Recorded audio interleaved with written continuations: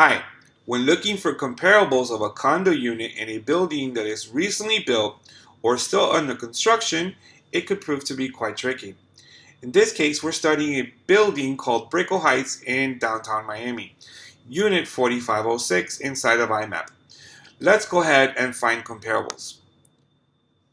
Once you select comparables, you want to make sure that we're looking in the same building by selecting same subdivision and then hitting update criteria.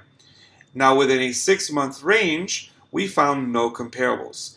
This is a new building recently constructed and recently open to the public. So let's go ahead and try and select within the last year and see if we find any comparables for a unique penthouse inside this building. We did find one, leaving my value at $1,096,400 for a price per square foot.